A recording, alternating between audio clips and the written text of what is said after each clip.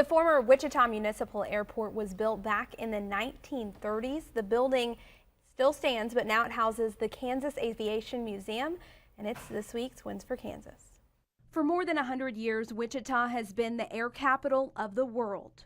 Our community was built on aviation in one way or another, and the Kansas Aviation Museum celebrates that history and that heritage. Teresa Day is the executive director at the Kansas Aviation Museum in Wichita. Inside, some of the early machines from the Stearman days, warbirds, and the equipment used to keep it all flying. But it's not just what's on display inside. Look around, and the building itself is equally as important. It's an icon. It's one of very few places like it anywhere in the world, and it is here in Wichita, and it should be celebrated in and of itself. Charles Lindbergh, Howard Hughes, Amelia Earhart are just a few of the people who walked through these Art Deco doors. It's beautiful. It has a concrete terrazzo floor. It has original stenciling in this 3-story atrium in the middle of the building.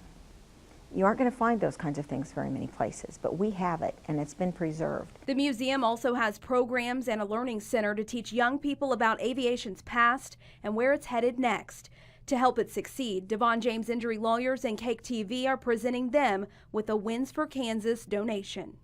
The DeVaughn James Injury Lawyers here with the Kansas Aviation Museum, whose mission is to inspire, preserve, educate, and commemorate Kansas aviation for the future, and we are super excited to help.